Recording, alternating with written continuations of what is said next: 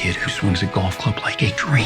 I'd like to try to qualify him for the U.S. Amateurs. Coming to Apple TV Plus. What's your name? I'm not into older guys, but I'm flattered. A new comedy series, Stick. I don't want to go on this trip. Your mouth's saying one thing, but those eyes are saying something else. From the home of Ted Lasso. This is your shot at redemption? This is your mulligan? Owen Wilson. This game takes and it takes. The game's finally giving me something back. Stick. You know Arnold Palmer? Iced tea, lemonade, mix it. I'm missing a nap for this. Streaming June 4th on Apple TV Plus.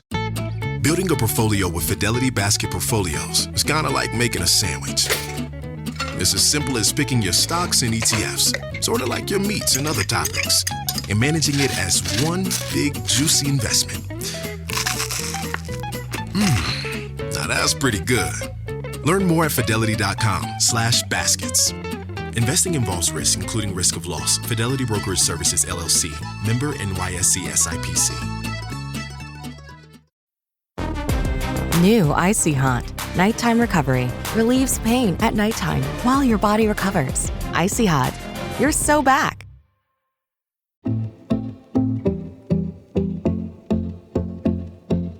It's the second most popular spectator sport in the country, and we're not allowed to talk about the first on this podcast. But talking of firsts, it's the first time we've talked horse racing on Great British Bosses from Anything But Footy. I'm Michael.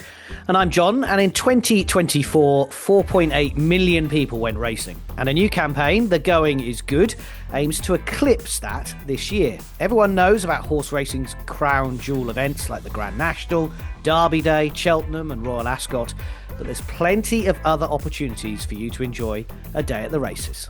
Hello, I'm Simon Michaelides. I'm the Interim Chief Customer Officer at Great British Racing. And I'm very pleased to say, Simon, that I was one of the 4.8 million people who went racing in 2024, a regular at York Racecourse. So it's brilliant to have you as part of the podcast to talk about a sport that I grew up watching and following and going to quite a lot. So let's start with The Going Is Good. This is your new campaign. What is it? What are you trying to do? So we're trying to really kind of take racing out of the shadow of other sports and put it back in the spotlight and attract new fans to the sport. You know, I think like so many other sports, we've got a solid fan base, but growth is on everyone's agenda. And there are a lot of misperceptions about our sport out there. So this campaign is really allowing our existing fans to tell the story for us. This campaign is all about authentic race day footage that really showcases the kind of people that come racing and what they love about the sport. And at its heart, as you've touched on, is a great day out, uniquely underpinned by the thrill and excitement of the racing. And so that's what it's all about. And some of those misconceptions, are you talking about the fact that I spent quite a lot of my childhood sat outside my dad's local bookie with the blacked out windows and the string down through the door so you couldn't see in, which is not the case when you go racing these days? No, I think there are so many misconceptions about the sport, and I think probably the one that this campaign in particular is designed to tackle for is the general belief that people just don't think racing is for them. You know, it almost doesn't matter who we stop in the street. They just don't really see themselves in the sport, and I think that's because there are a lot of stereotypes that have grown up around the media coverage of the sport, when the reality is our fan base is incredibly diverse. And that's really what we wanted to showcase and invite people in and invite them to come and explore more about our sport. So what exactly are you asking racegoers to do? How do they get involved? So first and foremost, this campaign is about trying to encourage people to attend a race day. I think if you're going to get into racing, then it's the most immersive experience that you can have. It's the most accessible in the sense that, if you're not particularly into the racing, at its most basic level, it's a great social day out with, friends and or family. And we're pretty convinced you're going to have a good day, whether you're into the horses or not. Obviously, further down the line, we've, as a sport, we've got multiple touch points like so many others, whether that's watching, whether that's betting, whether that's engaging with our social media content. And of course, uniquely in our world, if you really do get the bug and you are a true fan, you can, of course, own. And you can't say that for many other sports. Whereas in our world, you can get involved in ownership for very modest sums of money. So this is really about trying to start that journey for people. We're not the only marketing arm of the sport. There are lots of other partners in the sport who do great work. The race courses being one of the most obvious.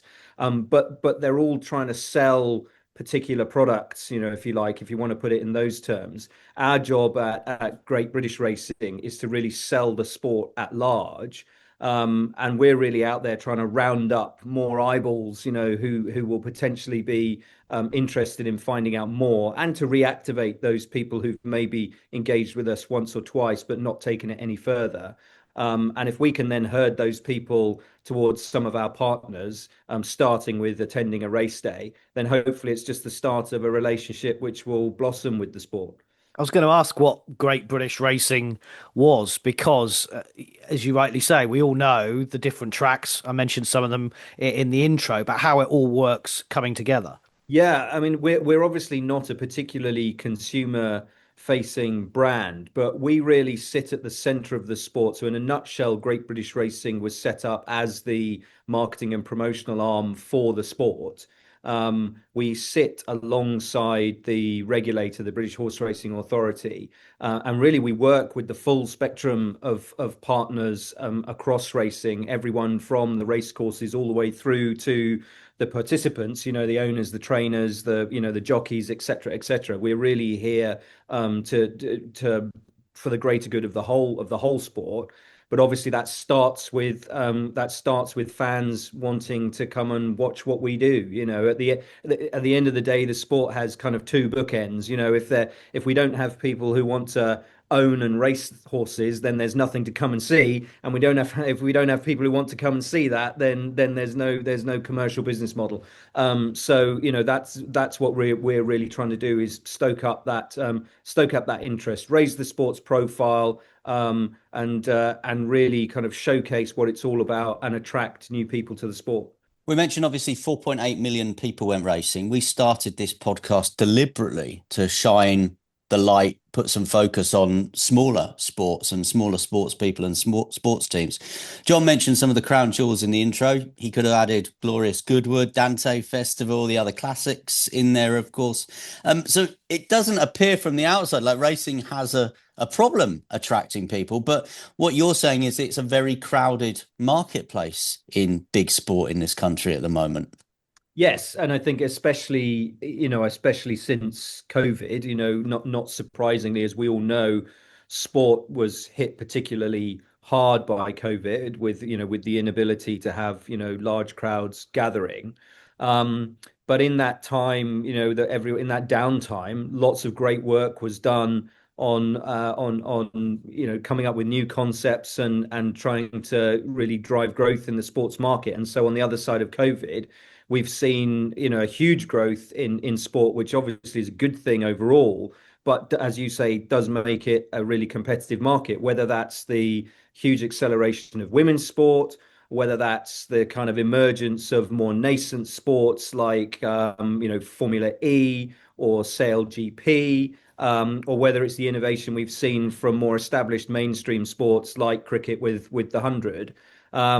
And then, of course, we've got our kind of transatlantic, cousins who are making really strong inroads with sports like Major League Baseball, the NFL, basketball, all of which have got a strong foothold in the UK. So it's just an incredibly competitive market, and one that you just can't afford to be complacent in. And when we talk about some of those big landmark events, the crown jewels, as we put it at the start, actually, there's a lot more to horse racing, isn't there? From someone that could go maybe to a local point to point, but you could be going to an evening meeting at Uttoxeter or Wetherby that's near me, for example.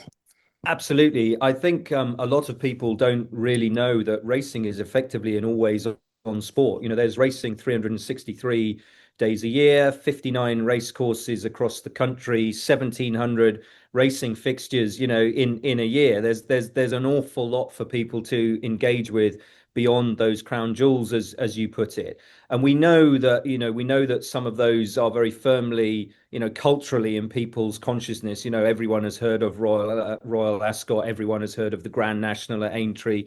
And so it's those shiny tent poles that tend to be people's first port of call. But actually, most people are a lot closer to a race course than they appreciate, and there's racing going on all the time.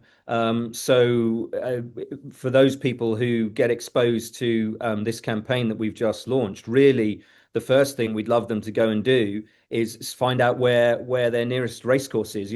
Search horse racing near you and find out what's going on, because actually I think a lot of people will be pleasantly surprised about how close they are to a racecourse. That's a really good point. I remember starting my radio career, Simon, a long time ago now, where at the end Long of, time ago. thank you, at the end of the sports bulletin, we'd always finish with the racing. And it was today's racing is at some really random places that I'd never heard of. Sandown, for example, Kempton. I didn't know. I wasn't from the southeast at that point, didn't know they were London tracks. Kelso, I still don't really know where that is. And I think that's the other thing, that when you're trying to reach out to a new audience, explaining to just some of the names, just some of the places that there are available. Exactly. I mean, a lot of the race courses are exactly where they say they are. Brighton, Newcastle, Doncaster, et cetera, et cetera.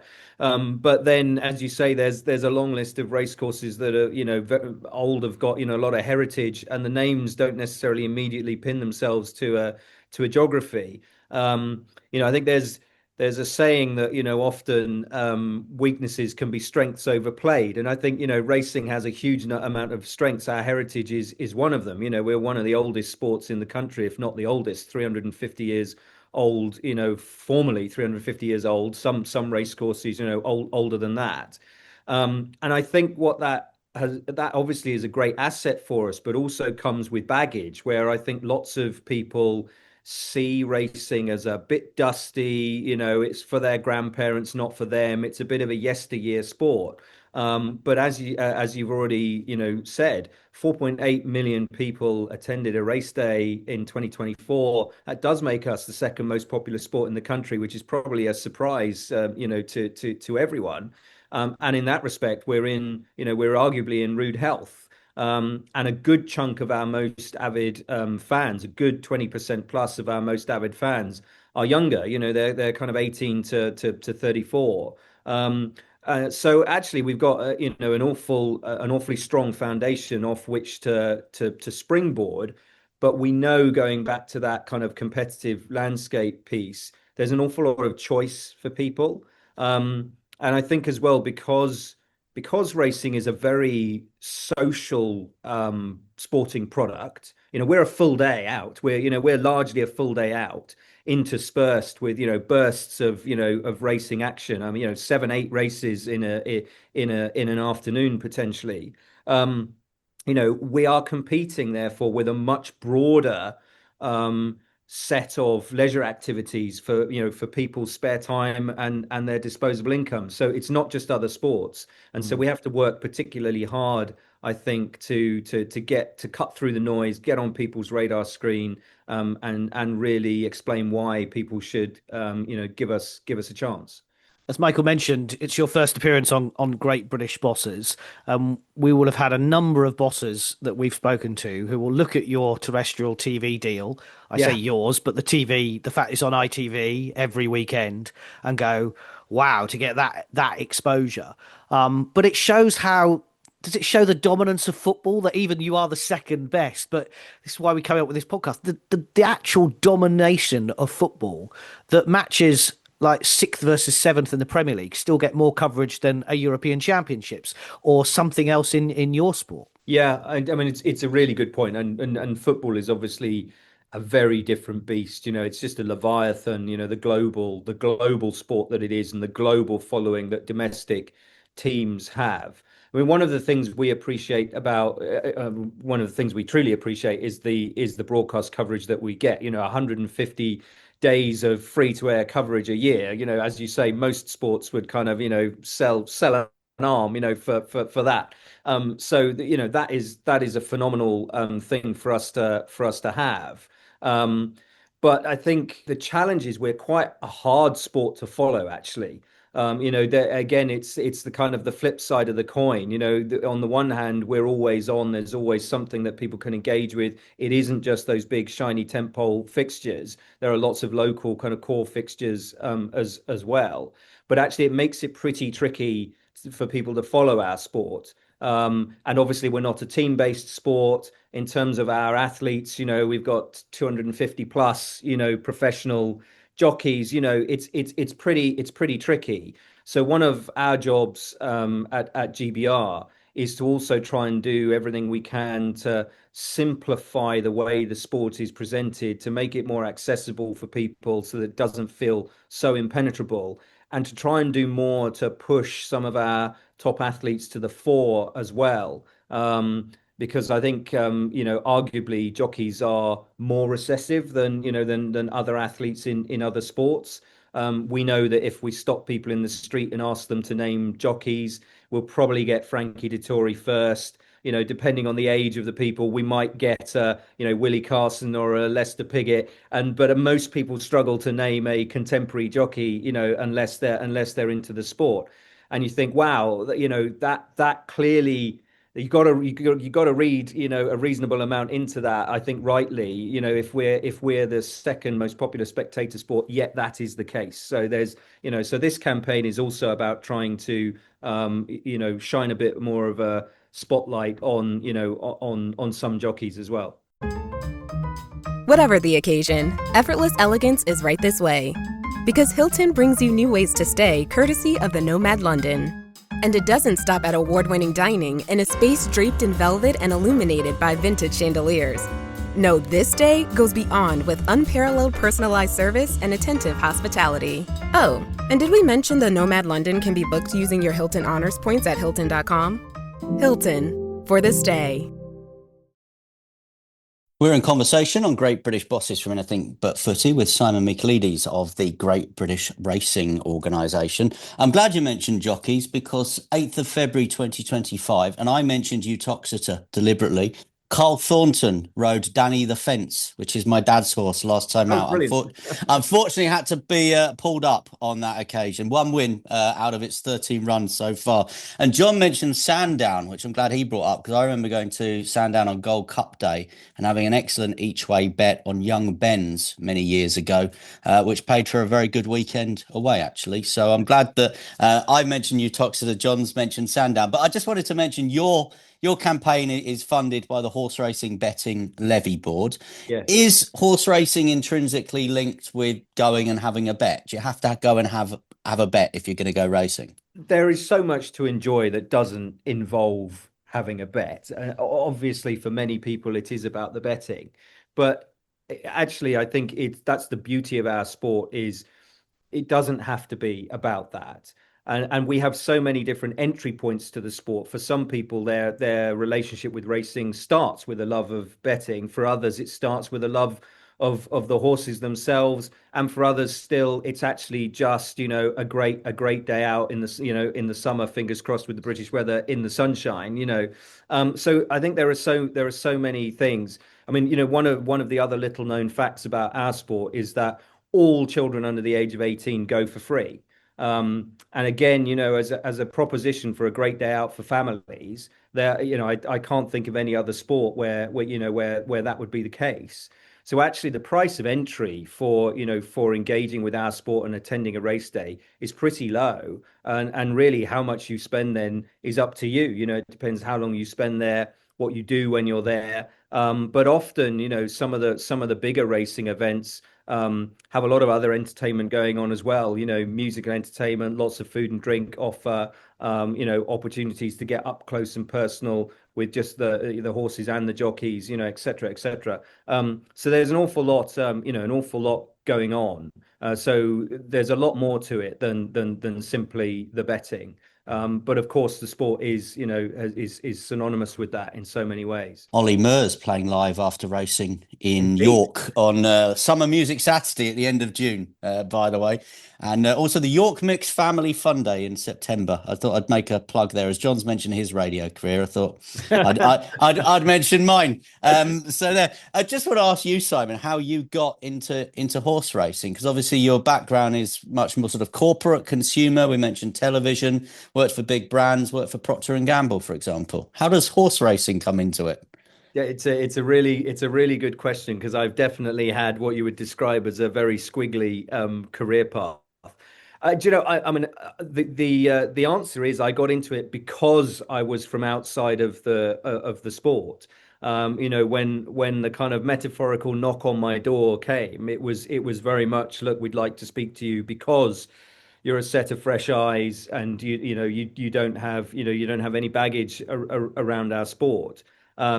I think a skill that actually a fair few marketeers have, especially those like me who began their lives in kind of consumer goods, is we're very good at kind of taking the core fundamentals of marketing and kind of uprooting them and transplanting them somewhere else. Because I think at the heart of it, and for us, this is absolutely true at racing. There's only one boss, and that boss is the customer. And I think if you come in and you don't know much or in advance about the environment that you're operating, you bring the core transferable skills with you, and then you listen.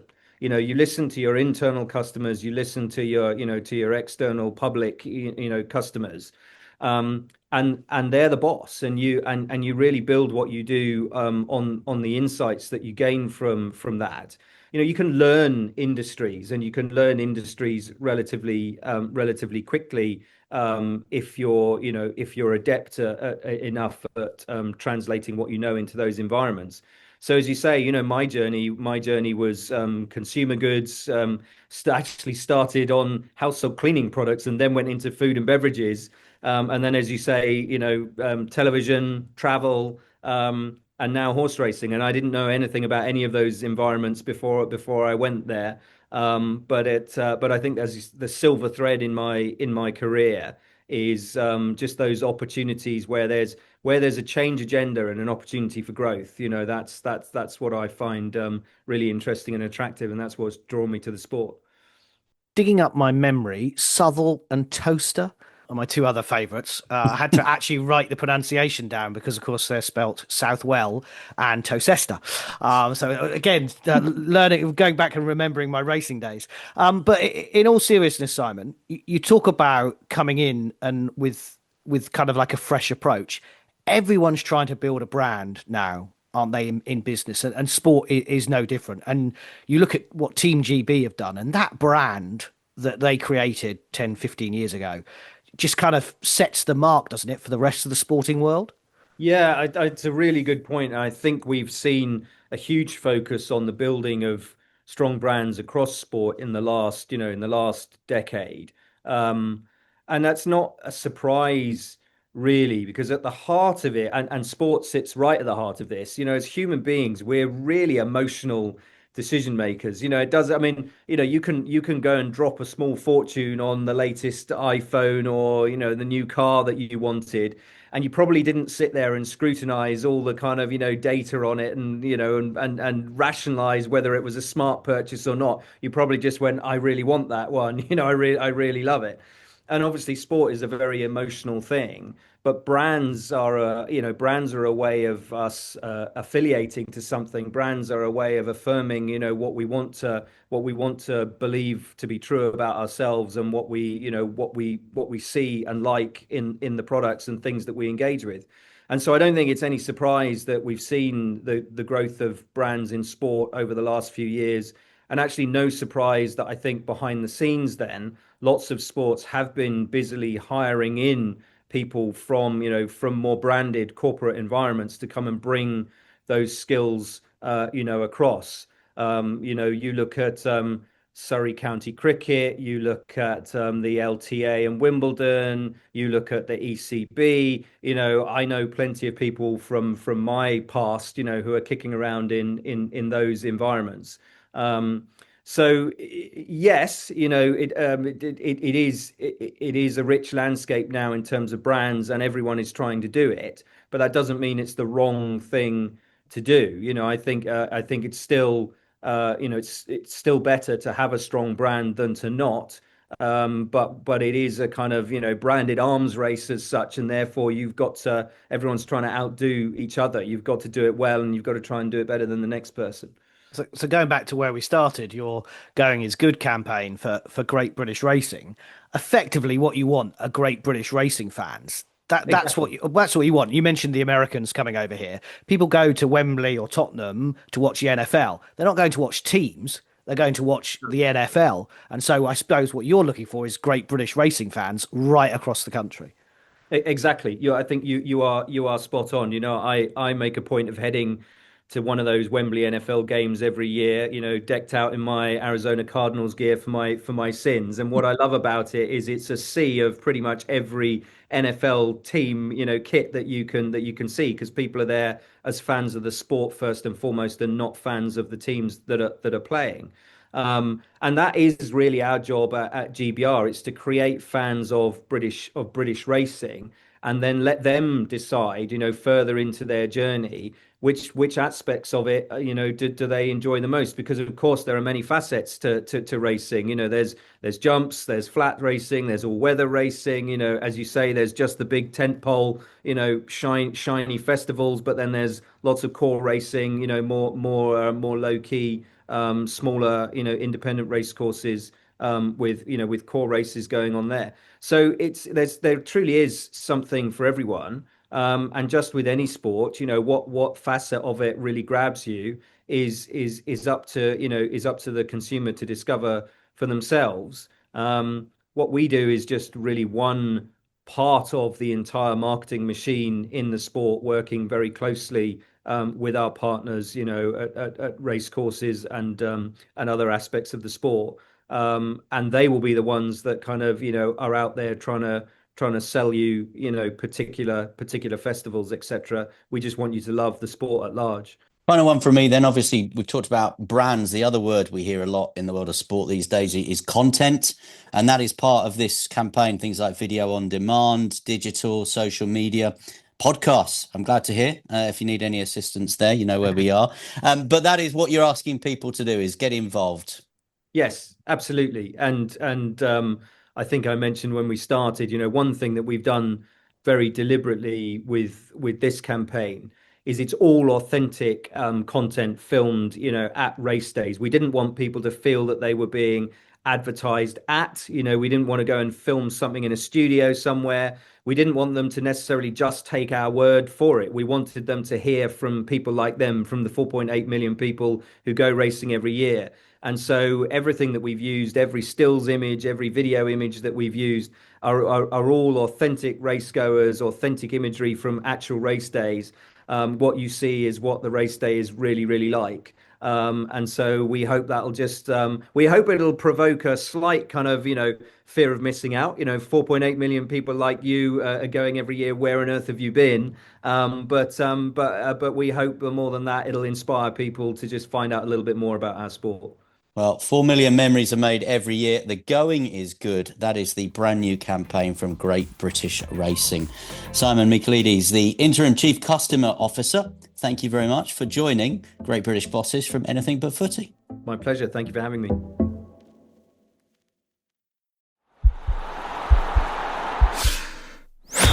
This podcast is part of the Sports Social Podcast Network.